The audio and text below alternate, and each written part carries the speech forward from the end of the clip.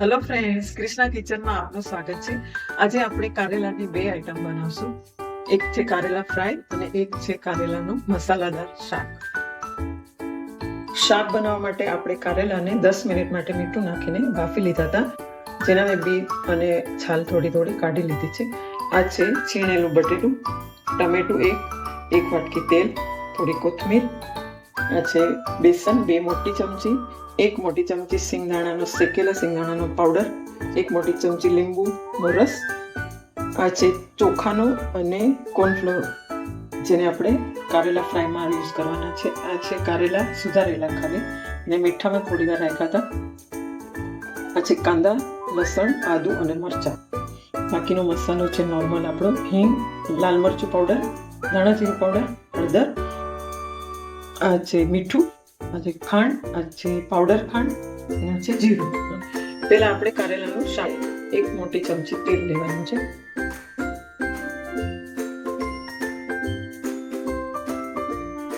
તેલ ગરમ થઈ ગયું છે, હવે આપણે થોડું જીરું નાખીએ છીએ, થોડી હિંગ,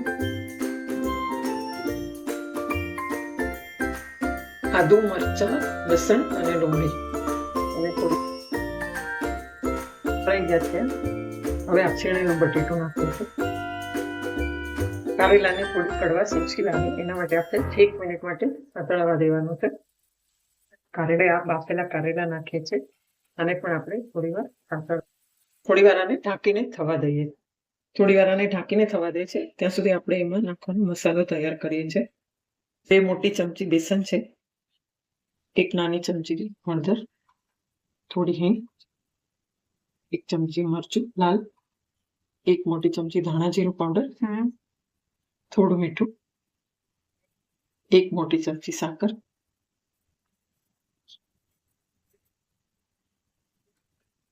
1 મોટી ચમચી સિંગદાણાનો પાવડર,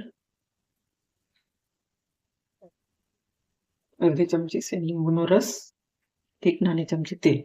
સારી રીતે મિક્સ કરીએ છીએ આપણે। હવે આપણે શાકમાં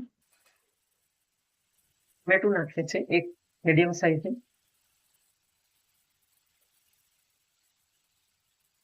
પાણી લેવાનું છે, જેમાં આપણે 2 મિનિટ થવા દઈશું। ચડે છે ત્યાં સુધી આપણે ફ્રાય કરવા માટેની તૈયારી કરી લઈએ। પહેલા મીઠામાં રાખ્યા હતા, પછી એનું પાણી કાઢીને ધોઈ નાખ્યા। હવે આમાં આપણે મસાલો કરીએ છીએ।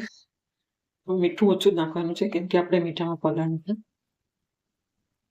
અડધી ચમચી સાકર, લીંબુનો રસ, થોડી હળદર,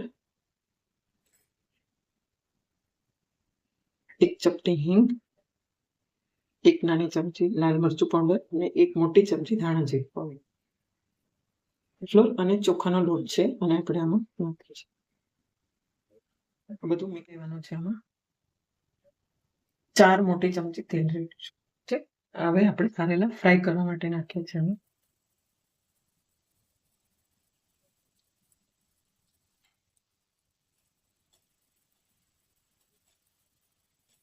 અને 2 થી 3 મિનિટ લાગશે ફ્રાય થતા।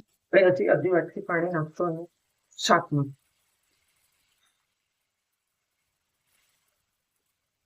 તૈયાર કર્યો હતો એ ઉપર નાખવાનું છે। ગેસ ઉપર 5 થી 7 મિનિટ એને સીજવા દેવાનું છે, જેથી મસાલો આપણા ફ્રાઈડ કરેલા તૈયાર છે। થઈ ગયું, ચડી ગયું આપણું આ શાક રેડી છે અને હવે આપણે રોટલી સાથે સર્વ કરીએ છીએ। તૈયાર છે આપણું કારેલાનું મસાલેદાર શાક અને આ છે કારેલા ફ્રાય, જેને આપણે રોટલી સાથે સર્વ કરીએ છીએ।